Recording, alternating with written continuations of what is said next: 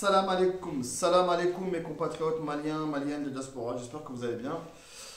Là où se trouve un Malien, là où se trouve un investisseur qui investit au Mali, à mon grand salam de tout cœur. J'espère que vous allez bien et que vous avez de bonne santé, c'est ce qui est important aujourd'hui. Donc voilà, les gens qui sont malades, je leur souhaite bon rétablissement. Et ceux qui ont de l'argent à investir, je vous conseille d'aller investir au Mali, c'est le moment. Et ceux qui ont des idées, partagez vos idées. Comme ça, on retrouve des investisseurs avec qui vous pouvez pouvoir partager vos idées et voir ce que vous pouvez faire ensemble comme projet. Ceux qui ont des terrains vides, ils ne savent pas qu'en faire des terrains. Tiens, on peut faire des salles, des rings de boxe. Comme ça, on aura peut-être des Francis Ngannou chez nous aussi. Pourquoi pas? C'est facile comme bonjour, c'est de la tôle, des murs, tôle. Voilà, l'équipement qu'on envoie de la France ici. Vous allez sur Internet, ça se trouve pour pas cher. Sinon, vous allez en Chine, ça se trouve pour pas cher. Voilà. Alors aujourd'hui, pour devenir millionnaire, même en euros, en Afrique, au Mali, c'est possible. C'est pas sorcier en fait. C'est ici que c'est dur. Ici, on ne peut pas devenir du jour au lendemain ou comme ça, sur un an, tu es millionnaire. Parce que ici, il faut avoir le bon filon, il faut avoir les bonnes signatures en dessous. Sinon, on n'avance pas comme ça en fait. On peut faire ça pendant des années, ainsi de suite, et on pense qu'on va toucher le but dans un an, 2 ans, 3 ans. Mais dans un an, 2 ans, 3 ans, on vient toujours, on prend une hache et on coupe encore l'arbre et tu recommences à zéro. Et chez nous, au Mali, actuellement, surtout en Afrique même, peu importe le Mali, en Afrique, allez au Cameroun, allez dans les pays vraiment où ils ont besoin de nous en fait.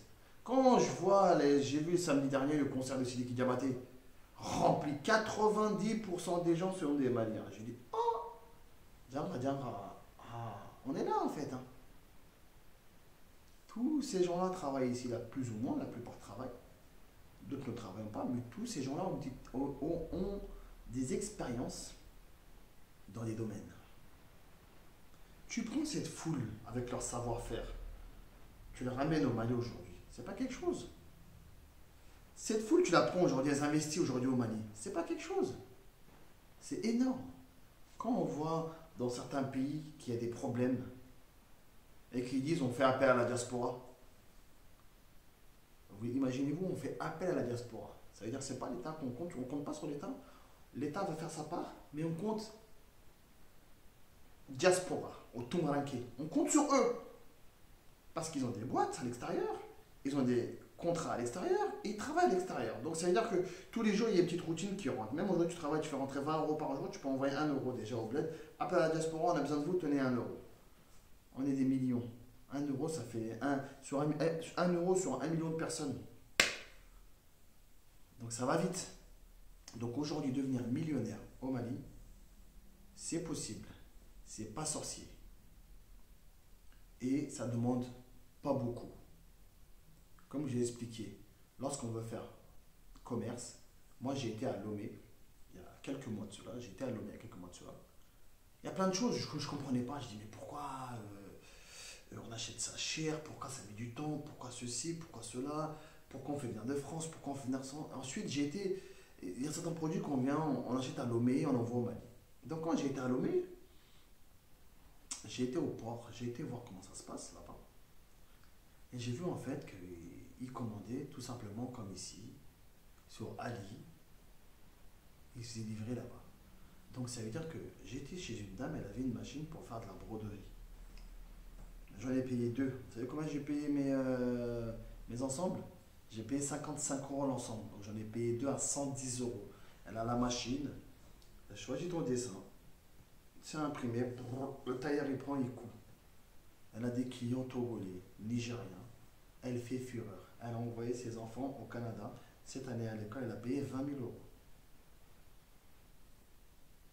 Elle roule en 4x4 Jeep 2015. Elles veulent vendre pour s'acheter un RAV4 2021 hybride pour être tranquille. Elle a acheté une maison au Mali qu'elle a construite. Aujourd'hui, sa maison qui est au Mali, c'est à Kalabankura. Elle le vend à 90 000 euros. Sa maison, elle est équipée comme jamais, du carrelage comme jamais, mais elle est sur un terrain à peu près de 400 mètres carrés. Pas loin de l'hôtel Wassolo. Tiens, pour celui qui est intéressé, même c'est de la bonne pub. Et donc, j'ai vu, Et j'ai vu qu'elle était combattante en fait. Elle était au Mali, elle n'est pas de s'installer là-bas. Elle m'a dit l'éducation de mes enfants, je l'ai fait là-bas parce que le Mali, c'est un peu compliqué par rapport à ce que je fais et tout. Je vais pas bien les surveiller, mais là, j'ai mon atelier qui est juste en face de chez moi. Je suis leur cours. Donc là, grâce à Dieu, elle a pu les envoyer aux États-Unis. Et je lui ai demandé, je fais, t'as payé combien ta machine sans discrétion? On m'a dit, bah, je l'ai payé tout simplement à 7 000 $. À peu près, ça revient à 6 000 €. J'ai dit, comment t'as fait? Elle m'a dit, bah, je suis parti sur AliExpress, j'ai commandé et on a un port, c'est venu ici, j'ai porté le chercher, j'ai payé mes taxes et je l'ai fait rentrer chez moi. Et je lui ai demandé, je lui ai dit, mais pourquoi t'as eu l'idée de faire ça? Je comprends pas, il y a autre chose. Elle m'a dit, bah, on est des Africains, il y a des baptêmes tous les jours, il y a des mariages tous les jours. En fait, tous les jours, des événements tous les jours. Il y a des uniformes tous les jours. Donc imagine le marché qu'elle a. Elle en voit un peu partout. On en voit même en France.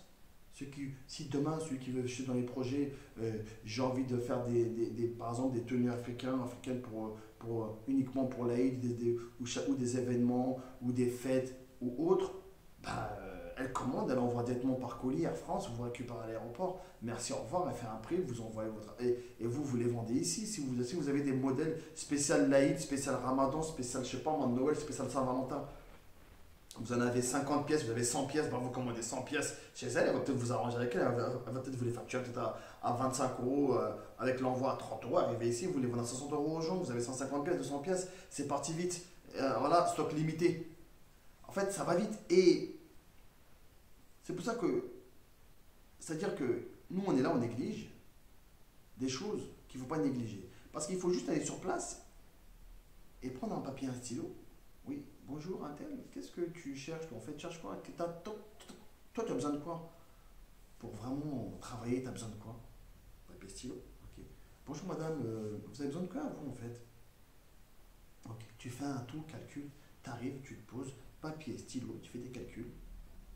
Tu regardes ce qui vaut le coup, ce qui ne vaut pas le coup, ce qui est intéressant, ce qui n'est pas intéressant, ce qui correspond, ce qui te correspond. Tu prends ce qui ne correspond pas, tu laisses de côté ou tu proposes à quelqu'un d'autre. C'est trop facile, comme j'ai expliqué. Tout est bon à prendre.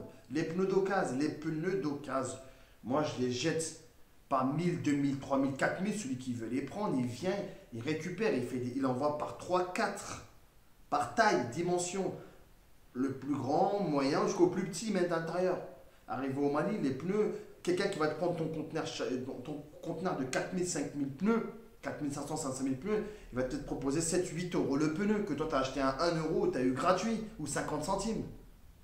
Tu prends un conteneur à 40 000 pieds, tu prends un conteneur à 40 pieds, tu le payes jusqu'au Mali, ça va te coûter combien à peu près? Le transport jusqu'au Sénégal, 4000, 4500.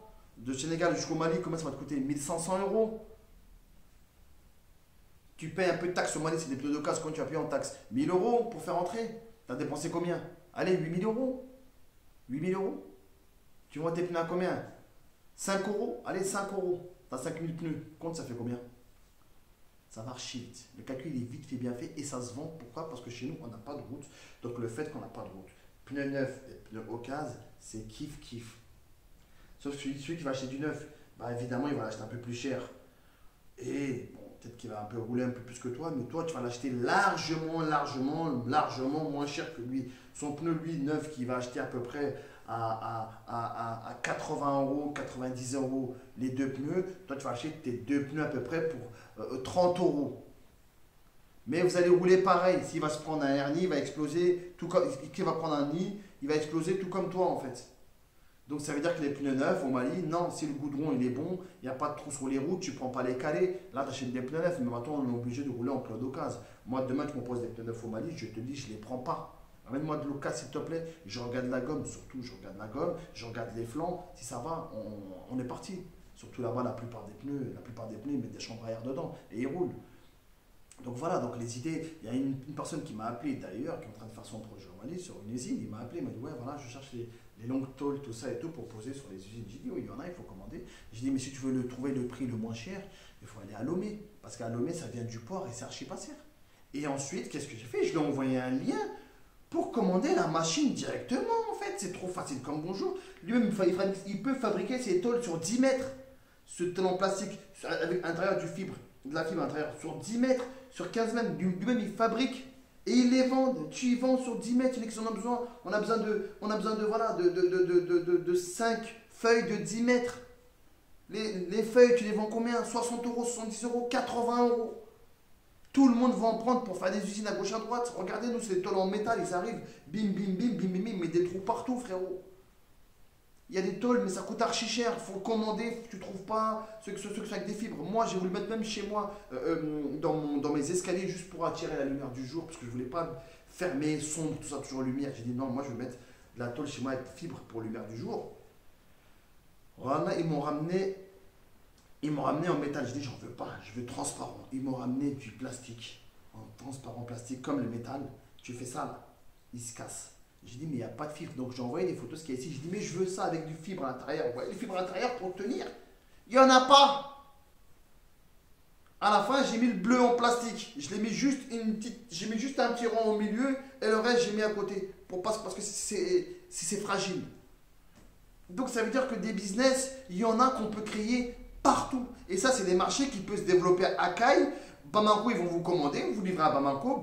Ségou, ils vont vous commander, vous livrez à Ségou. Vous pouvez faire ce projet à Ségou. Bamako, ils vont commander. Koulikoro, ils vont commander. Kouchala, ils vont commander. Vous pouvez faire ce projet à Koulikoro. Entre Koulikoro et Bamako, il y a à peu près une centaine de kilomètres, 100 et quelques, 120. Il y en a 1 heure de trajet en car. Vous avez votre usine là-bas et vous livrez Bamako. Koulikoro, ça fait créer de l'emploi là-bas. Et Bamako, ils sont servis en fait. C'est ça qu'on demande. Soubarayate ou okloyate, ça veut dire que c'est pas de la sorcellerie. C'est tout simplement simple comme bonjour. Il y a des projets aujourd'hui. Wallah, je vous dis la vérité, si vous vous investissez, vous vous mettez à fond dessus, dans un an, vous allez venir me voir, me serrer la main. Si je savais. Si je savais. Donc c'est très important. Donc motivez-vous. Ne lâchez pas l'affaire en disant non, j'ai pas, demain, après-demain. Non. Parce qu'aujourd'hui, même en allant en Chine, toi qui parles un peu anglais, toi qui parles un peu le mandarin, tu prends ton avion, tu vas en Chine. Au Mali, ils ont tous des Jakarta, des motos, La Chine, ils inventent toujours. La Chine, ils reproduisent. La Chine, c'est une photocopie. Elle reproduit tout ce qu'elle voit. Allez, Jakarta, tout au Mali, même des pièces Jakarta, vous les vendez un tout petit peu moins cher que ce qu'il y a au Mali, mais vous allez faire fureur. Vous voyez, tout le monde vous des pièces de Jakarta, ça se vend à gauche à droite, un truc. Aujourd'hui, on est dans le monde de l'électrique. Celui qui a de l'argent, il va en Chine, il prend des motos électriques. Il va commencer à la ramener au Mali, il va faire fureur. Le premier qui va faire ça. Parce qu'actuellement, moi, quand j'étais à Lomé, en Ghana, ils roulent maintenant avec des motos comme au Mali, là, des Sandil en électrique. Ça commence à venir là-bas parce qu'ils sont au port, ils commandent et ils reçoivent au port. Donc c'est des choses vraiment, vraiment, il faut y penser, il faut commencer à mettre les choses en place, il faut aller de l'avant, il ne faut pas attendre. Moi j'ai vu que l'attente ne sert à rien en fait. Quand tu peux faire quelque chose, tu le fais. Si tu attends d'avoir de l'argent ne viendra pas comme ça en fait. L'argent il va venir quand tu vas commencer et tu vas dire, tu sais quoi, j'ai commencé quelque chose, allez je vais me démerder. Même si tu allais emprunter à la banque, parce que tu sais que de l'autre côté ça marche, tu vas emprunter à la banque. Si la banque elle dit rembourse dans 2 ans, toi, dans un an, la banque elle sera remboursée parce que tout ce que tu vas gagner, tu vas dire, tu sais quoi, je me débarrasse de ça déjà. Et j'ai mon problème là-bas. Et c'est ça qui se passe. Comme la dernière fois, quand j'ai dit, les problèmes vont se stagner au Mali et les investisseurs ils vont venir en courant.